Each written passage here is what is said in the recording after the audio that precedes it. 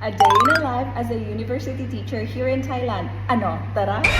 Hi Beshi! Sede ka! May morning class nga pala tayo today and since sobrang haba ng bakasyon natin last time at lagi tayong puyat, nahihirapan na naman akong bumangon sa umaga. So mag-a-adjust na naman po tayo. Ayan, papunta na nga tayo sa university. Pag hindi traffic, yung bahay ko nga pala is mga 10 minutes drive lang. So malapit lang talaga siya. Itong first class ko na to is 8:30 a.m. So ito nga pala yung first class ko. Ito mga Japanese language major. So first meeting namin to kaya introduction pa lang. Okay, the first one would be... Ganito ako magtawag ng mga tao para fair and fun din. Sobrang nai-enjoy nila to guys.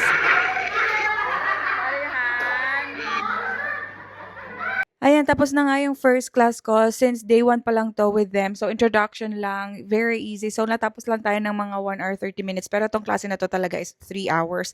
So, magla-lunch na nga pala tayo. Ito yung outfit ko for today. Magsa-sign in na nga tayo. Ngayon pa lang tayo magsa-sign in.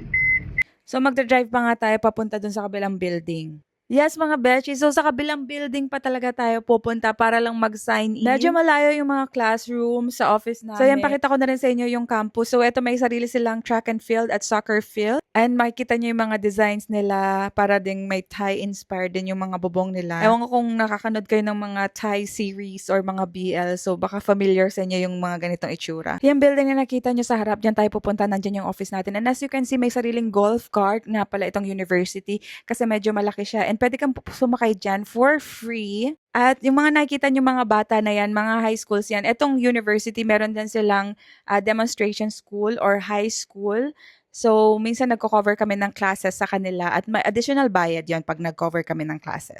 Eto na nga pala yung office natin. Maraming mga nagbebenta ng pagkain sa tapat lang ng building na yun. So, dito na rin tayo bibili ng lunch natin. So, self-service na rin to pagkatapos nilang iluto. So, ikaw na bahala kung gusto mo ng mga ketchup, mga seasoning. Omelette nga yung in-order ko. Pero ito yung omelette na ang daming laman. Meron siyang crab meat, may baboy. Tapos ito yung spices nila sobrang anghang. Pag lunch break, umuwi talaga ako. At minsan natutulog ako, nagpapahinga kasi medyo mahaba-haba yung oras natin. So, natatapos yung class natin usually mga 11. Tapos babalik tayo ng school ng 1. So, minsan mas maaga tayo natatapos. So, mas mahaba yung oras natin magpahinga. Ito talaga yung gusto ko sa university. Medyo mahaba yung oras namin para makapagpahinga. Ayan, pabalik na rin tayo sa university and another building na naman tayo pupunta. Itong university pala kung saan ako nagtatrabaho is a government school pero medyo semi-private din siya. So, itong building na to medyo luma na siya. So, outfit check muna tayo. Pakita ko na rin sa inyo yung mga classrooms. Ito pala, meron silang mga water dispenser sa bawat building. So, free to sa mga bata. Tapos, meron na rin silang disposable cup. Sana all, diba?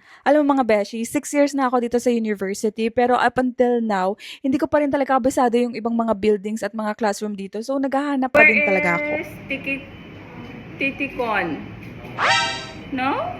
Oh no. Siripong? Alam mo mga beshi, up until now, nahihirapan pa rin talaga ako na mag-pronounce ng mga pangalan nila. Ayan na nga, nag-check na nga tayo ng attendance ng mga bata. And also, chine-check rin natin at verify natin kung tama yung nasa listahan natin ng mga estudyante. Kasi meron mga late enrollees na hindi sila nare-register sa system. So, pwede natin So ma-add. finally, tapos na ang ating class for today's video. Ito na yung last class ko. So almost 3 o'clock na. So natapos lang tayo ng 2 hours. Medyo nahirapan ako sa class na to kasi first year sila tapos most of them parang medyo hirap pa sa English. So normal yon kahit sa university, ganun talaga. So talagang you really have to be creative, maging patient talaga sa mga estudyante. Because that's how it is. That's why kaya tayo naging teacher para tulungan sila. So, hindi pa nagtatapos ang araw natin. Mamaya maglalaro pa tayo ng pickleball. So, pauwi na tayo. Bye! Yung itsura ng classroom natin. So, provided na yung computer, ayan yung chair, tapos meron silang TV, meron din silang projector. So, ayan yung pangalan ko, introduction. Ayan. Na-miss nyo ba ang classroom environment? Ito rin talaga ang gusto ko dito sa Thailand. You have work-life balance. Hindi ka masyadong pagod at stress at hindi ka rin mag-uuwi ng mga paperworks. Hello! So, pickleball kami today. Magta-try kami ng iba-ibang paddle.